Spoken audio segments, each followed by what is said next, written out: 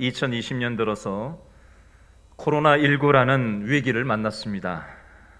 지난 전반기를 지나는 동안 전 세계 많은 사람들이 언제 끝날지 알 수 없는 끝도 보이지 않는 터널을 지나가고 있습니다.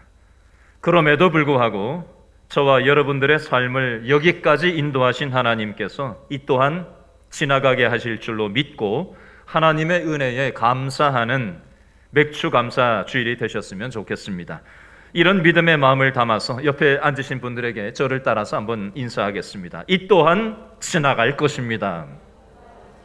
다시 한번 인사하겠습니다. 이 또한 지나갈 것입니다. 힘내시기 바랍니다. 잘 오셨습니다. 서로 힘내라고 손도 한번 이렇게 들어줄래요? 서로. 네. 청와대 국민청원란에 이틀 만에 46만 명이 동의한 내용이 있어서 소개하려고 합니다. 뉴스 보신 분들이 있으실 텐데요. 지난 6월 8일 월요일 오후에 고동역 근처에서 응급차가 2차선에서 1차선으로 차선 변경을 하다가 영업용 택시와 접촉사고가 났습니다. 제가 뉴스에 나온 동영상을 확인해 봤더니 위치가 상일역에서 고동역 사이쯤 지나다가 사고가 난 것으로 보여집니다. 내용은 이렇습니다. 폐암 4기 환자인 80세 어머니가 갑자기 호흡곤란이 오고 통증이 심해져서 응급실로 가기 위해서 사설 응급차를 타고 병원으로 가던 중에 사고가 났다고 합니다. 사고 후에 응급차 기사가 내려서 택시기사에게 응급 환자가 지금 타고 있으니까 병원에 모셔다 드리고 사건을 해결해 드리겠다고 얘기를 했더니 기사가 사건 처리를 먼저 하고 가야지 무슨 말을 하는 거냐라고 막았었다고 합니다. 그래서 다시 한번 응급차 기사가 이게 가벼운 접촉사고니까 응급 환자가 지금 위독한 상황이라서 그러니까 병원에 빨리 모셔다 드리고 얘기를 하자라고 재차 얘기를 했는데 이 기사가 반말을 하면서 지금 사고 난 거 사건 처리가 먼저인데 어딜 가냐고, 환자는 내가 119를 불러서 병원으로 보내면 된다고 그렇게 하면서 거칠게 얘기를 해오기 시작했습니다. 그리고 옆에 듣던 환자 가족이 나와서 다급한 마음에 블랙박스에 다 지금 찍혔으니까 지금 환자가 급해서 그러니까 모셔다 드리고 난 다음에 처리하면 안 되겠냐고 했더니 기사가 한마디를 더 했는데, 나도 사설 응급차 운전을 해봐서 아는데 너 여기에 응급 환자도 없는데 일부러 사이렌 켜고 지금 빨리 가려고 하는 거 아니냐라고 얘기를 하면서 응급차 뒷문에 환자가 있는지 없는지 문을 열어서 확인을 하고 사진도 찍어보고 그렇게 했다고 합니다. 그래서 환자 죽으면 내가 책임지겠다라는 말을 영상을 보니까 수차례 환자 죽으면 내가 책임진다는 말을 수차례 하면서 시간은 지체됐고 나중에 조치가 되긴 했는데 병원에 옮긴 지 5시간이 채 안 돼서 어머니는 사망을 하게 됐습니다. 그래서 이게 국민청원에 올라갔고 이틀 전에 올라갔는데 오늘 아침에 제가 확인해 보니까 46만 명이 지금 이틀 지금 되기도 전에 46만 명이 지금 청원을 처벌을 해야 된다 이런저런 얘기를 하면서 지금 올라온 거를 봤어요. 여러분, 우리는 이 세상을 살아가다 보면 생전 모르는 사람하고 만나서 싸우기도 하고 갈등이 생길 때가 있습니다. 그러나 모르는 사람은 다시 안 보면 그만이기 때문에 헤어지는 것으로 끝날 수 있습니다. 물론 방금 뉴스에 소개된 이 내용은 너무 심한 그런 경우라서 안 보고도 이 영향력은 굉장히 오래 갈 것 같습니다. 그러나 일반적인 모르는 사람과 갈등이 있다가도 안 보면 끝이기 때문에 그때뿐인 거죠.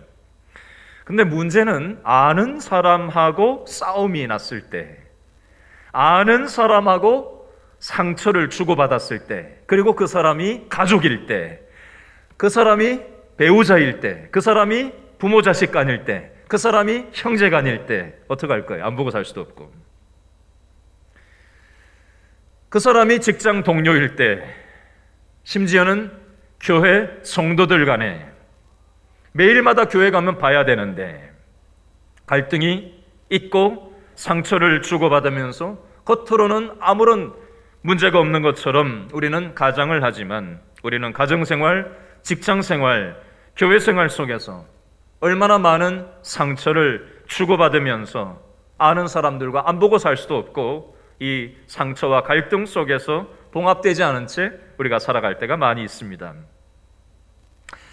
여러분 많이 들어보셨을 거예요. 옛날에 어떤 TV 프로그램에서 할아버지 할머니들이 커플이 나와가지고 퀴즈를 서로 문제를 내면 맞추는 뭐 이런 프로그램 여러분 보신 적 있지요? 그 얘기 하려고 하는구나. 대본 이렇게 떠오르는 내용이 있으실 텐데요. 할아버지가 문제를 냅니다. 문제를 내야 되는 답은 천생연분이었어요. 할아버지가 뭐라고 그걸 자기 할머니한테 설명을 했게요? 당신하고 나하고 관계 이러면 청생연분이라고 얘기할 줄 알았는데 할머니가 뭐라 그랬게요? 왼수 이렇게 얘기를 했어요. 그거 말고 내자 이렇게 했더니 할머니가 뭐라고 그랬다고요? 평생 왼수 이렇게 얘기했다는 웃고픈 얘기가 있습니다.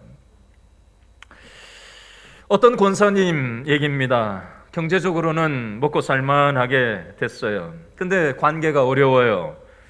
교회를 옮겨보지만 교회에 가는 데마다 적응을 하지 못하고 지금 다니는 교회도 옮겨야 되냐 말아야 되냐 그 고민을 가지고 있습니다. 가정에서도 남편과 관계가 좋지 않아요.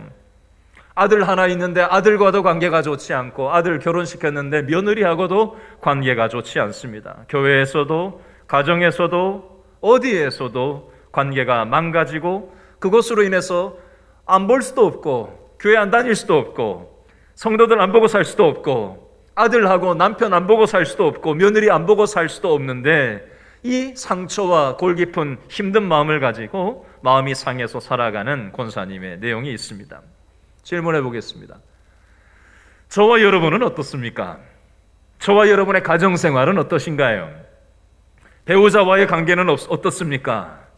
자녀들과 부모님과 형제들과는 어찌 지내시나요? 직장 동료들과는 어떻습니까? 교회 성도들과의 관계는 어떠하십니까? 요즘 코로나19 확진자들이 저기에서 전국적으로 산발적인 감염이 계속되고 있습니다. 혹시 저와 여러분은 영적인 확진자들은 아닙니까? 저와 여러분의 믿음에도 치료제가 필요한 것은 아닙니까?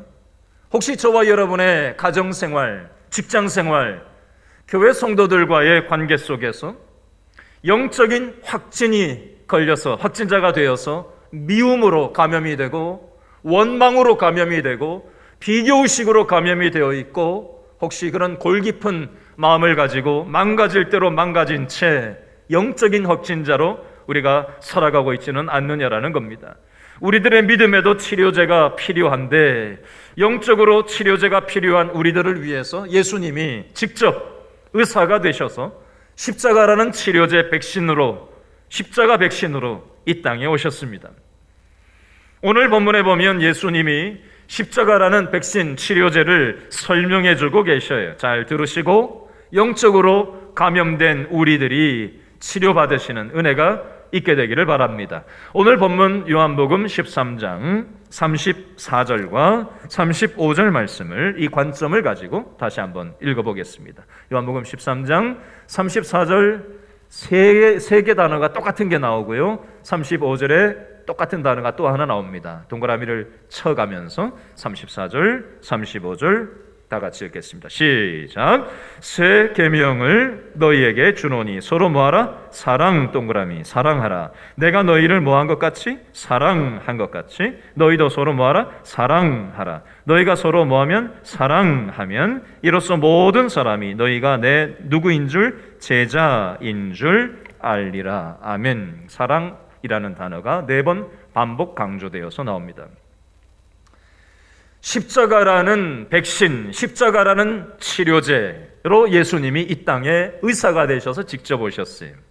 그리고 치료제의 하나가 바로 이 사랑인데요. 예수님의 십자가 사랑을 말씀하는 겁니다. 이 내용을 34절 둘째 줄에 밑줄 쭉 그으세요. 내가 너희를 뭐한 것 같이? 사랑한 것 같이 너희도 서로 뭐하라? 사랑하라. 밑줄 쫙 그으세요. 내가 너희를 십자가 사랑으로 백신으로 사랑한 것 같이 너희도 서로 사랑하면서 살아라 라고 말씀하고 있습니다. 여러분, 이 말씀을 이해하기 위해서는 제자들이 어떤 상황이었는지를 우리가 살펴볼 필요가 있는데요. 내가 너희를 사랑한 것 같이 너희는 누구를 가리키는 거예요? 제자들을 말하는 겁니다. 그러면 제자들은 어떤 모습이었을까요? 아까 영상 보셨죠?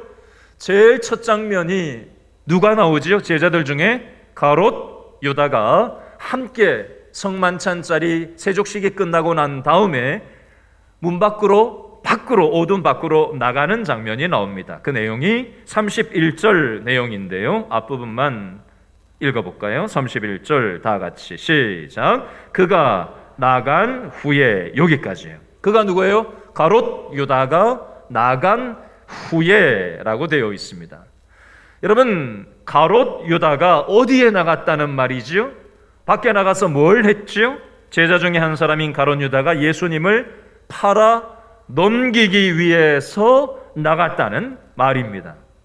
여러분, 가롯 유다만 예수님을 팔아 넘겼습니까?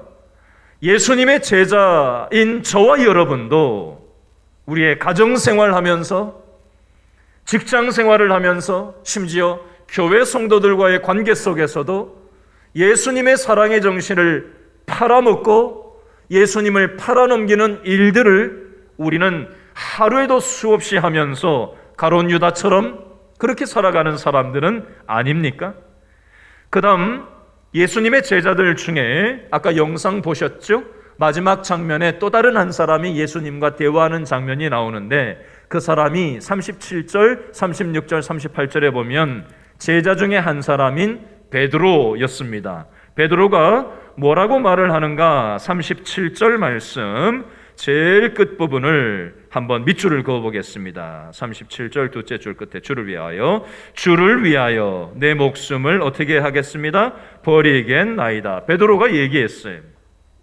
나는 예수님을 위해서 목숨도 내놓겠습니다 라고 호언장담을 하는 제자들 중에 베드로의 모습이 나와 있습니다. 이 베드로에 대해서 예수님이 그 말씀을 듣고 뭐라고 말씀을 하시죠? 38절 다 같이 읽어볼까요? 시작.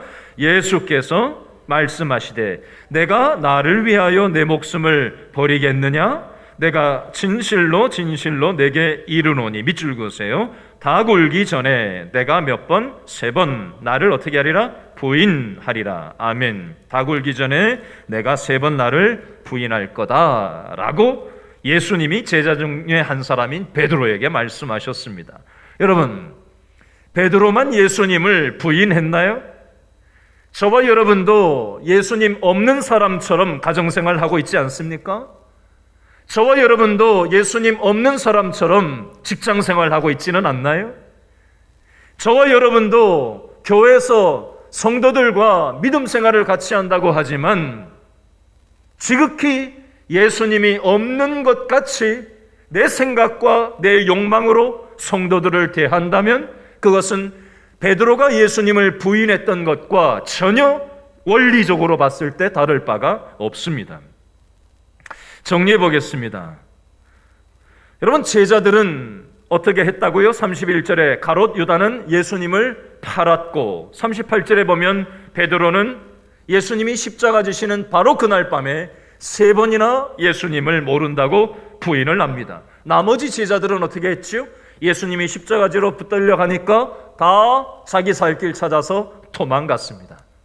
여러분, 자기 살 길 찾아서 다 도망간 제자들처럼 저와 여러분도 예배당 문 밖에 나가면 예수님을 나 몰라라 하고 교회가 욕을 먹는 뉴스가 나오면 나는 교인인지 아닌지를 드러내고 싶지 않아서 숨어서 식당 가서 밥 먹을 때 직장 동료들과 기도도 한마디 하지 못하고 내가 예수님 믿는 것을 노출시키는 것이 사회적인 동료들로 지탄을 받을까 봐 혹시 예수님을 부인하고 도망가고 예수님을 팔아넘기는 그런 가롯 유다와 베드로와 제자들처럼 저와 여러분의 모습도 이와 같지는 않느냐라는 겁니다. 여러분, 제자들은 한마디로 배신자들이었습니다. 그러나 예수님께서는 이 제자들을 어떻게 대해 주셨죠? 그 내용이 지지난주 설교 본문인 요한복음 13장 1절 말씀에 있는데 이런 제자들을 향해서 예수님이 어떻게 하셨나? 한마디로 13장 1절 다 같이 읽어볼까요? 시작. 유월절 전에 예수께서 자기가 세상을 떠나 아버지께로 돌아갈 때가 이른 줄 아시고 세상에 있는 자기 사람들, 제자들을 사랑하시되 어떻게 사랑하셨어요? 끝까지 사랑하시니라. 아멘. 예수님은 아셨대요. 십자가 지실 때가 이르시니까 예수님은 아셨대요. 가룟 유다가 자기를 팔아넘길 것을 이미 아셨고, 베드로가 말은 예수님과 함께 십자가에서 죽는다고 호언장담을 하지만 예수님을 3번이나 부인할 것을 이미 아셨고, 3년 동안 제자 훈련한 이 제자들이 예수님이 십자가에서 죽으실 그쯤에 자기 살겠다고 다 꽁무리를 내빼고 도망가 버릴 거라는 걸 예수님은 이미 다 알고 계셨어요. 그럼에도 불구하고 자기 사람들인 이 제자들을 예수님은 사랑하시되 어떻게 사랑하셨어요? 끝까지 사랑하셨다는 표현은 뭐예요? 십자가의 백신으로 영적으로 확진된, 미움으로 확진된, 원망으로 확진된, 또 불평으로 확진된 가정생활을 살아가고 직장생활을 살아가고 교회 생활을 그렇게 살아가고 있는 제자들과 같은 영적인 확진자들인 우리들을 예수님은 끝까지 사랑하신다는 건 십자가에서 죽으실 만큼 사랑하셨다는 거예요. 이런 우리들을 아시면서도 그 십자가에서 백신으로 죽으시기 바로 끝까지 사랑하시기 바로 전날까지도 이런 제자들의 발을 세족식을 해주시고 이런 제자들과 함께 밥을 성만찬을 드시면서 끝까지 우리를 사랑하셨다는 겁니다. 이런 예수님께서 우리를 향해서 오늘 뭐라고 말씀을 하시는가? 다시 한번 우리 요한복음 13장 34절 말씀을 35절 말씀을 묶어서 다시 한번 더 읽어볼까요? 34절 35절 시작. 새 계명을 너희에게 주노니 서로 뭐하라? 사랑하라. 내가 너희를 끝까지 죽을 때까지 사랑한 것처럼 너희도 서로 사랑하라. 너희가 서로 사랑하면 이로써 모든 사람이 너희가 내 제자인 줄 알리라. 아멘. 아멘은 했는데 여러분 이 말씀 쉬우세요? 부담되세요? 어렵지요. 그죠? 사랑할 만한 사람 사랑하는 건 누구나 다 해요. 믿지 않는 교회 안 다니는 사람들도 다 해요. 그죠? 좋아할 만한 거리가 있는 사람, 조건을 내 기준에 충족되는 사람, 그것이 직장 동료든 가족이든 배우자든 자식이든 부모든 형제든 교회 성도든 내 입맛 맞는 사람, 내 스타일에 맞는 사람, 내 기준에 맞는 사람은 누구나 좋아할 수 있고 누구나 받아들일 수 있어요. 문제는 오늘 성경에서 얘기하는 건 끝까지 사랑한다라는 것은 그런 걸 얘기하는 게 아니에요. 우리 스스로는 죽었다 깨도 우리 스스로는 내 힘으로는 내 기준과 다른 사람 품을 수 없는 존재가 바로 우리들입니다. 저부터 이게 안 돼. 내 새끼인데도, 내 배우자인데도, 내 형제인데도 때로는 품지 못하고, 때로 용납하지 못하고, 때로 사랑하지 못하는 얼마나 사랑이 없는 제 자신인지, 제 자신한테 얼마나 절망할 때가 많이 있는지 몰라요. 여러분은 어떠십니까? 여러분, 우리는 사랑에 대해서 교회 다니면서 수없이 많이 들었어요. 그죠? 근데 이걸 듣는다고 해서 이게 되는 게 아니잖아요. 그럼 이걸 어떻게 해야 될까요?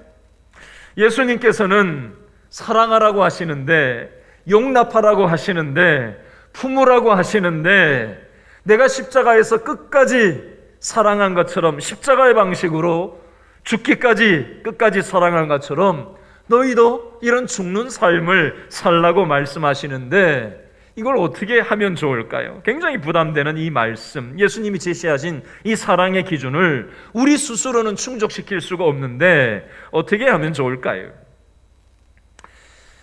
여러분, 지난주에 제가 어떤 강의를 듣다니까 그분이 이런 얘기를 하세요. 자기가 요즘 젊은 애들 말로 꽂혔다고 하죠. 무언가를 보고 무언가를 듣고 하면서 뭐가 확 와닿는 걸 요즘 젊은 애들 말로 꽂혔다라는 말을 쓰기도 하는데요. 이분이 어떤 찬양을, 은혜스러운 찬양을 들으면서 그게 본인의 마음에 훅 들어오는 거예요. 그래서 그 찬양을 100번을 반복해서 들었대요. 100번. 똑같은 한 찬양을 100번을 반복해서 들었대요. 찬양이 하나에 3분짜리라고만 잡아도 100분이면 몇 분이에요? 이게 도대체 시간이 30분이면 10번이고 300분 동안 들어야 이게 100번을 듣잖아요. 그죠? 300분이면 몇 시간이에요? 이게 5시간을 꼬박 앉아서 들어야 이 100분이 300분이 되는 거잖아요. 그렇죠?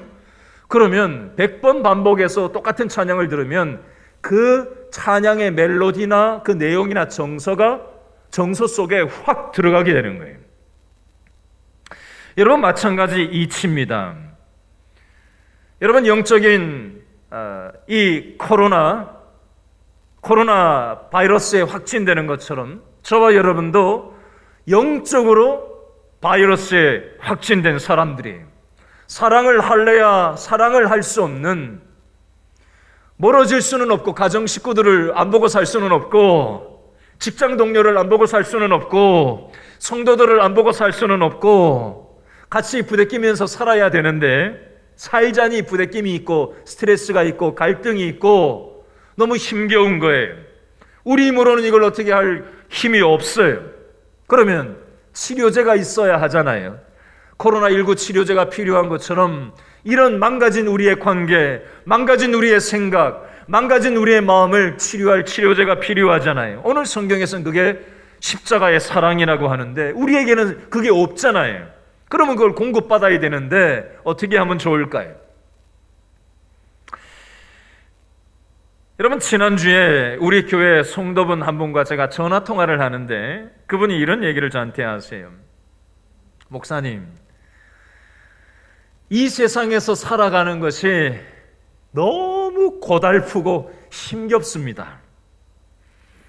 그런데 토요일 오후쯤 되면 내일 교회 갈 생각이 들어 하나님 만나고 예배 드릴 생각을 하면은 또 사랑하는 성도들을 만날 생각을 하면 가슴이 두근두근 거린다는 거예요.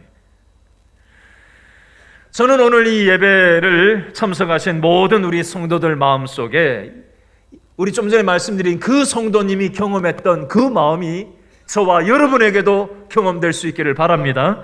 예배를 통해 하나님을 만나고 돌아갈 수 있기를 바랍니다. 코로나 때문에 손도 잡기 조심스러운 시절을 보내지만 성도들과 어떤 방식이 됐던 믿음의 교제를 통해서 서로 응원해주고 서로 기도해주고 서로 힘이 되어주고 위로가 되어주면서 이런 인생의 위기를 잘 이겨낼 수 있는 우리 모든 예배 참석한 성도들 될 수 있기를 바랍니다.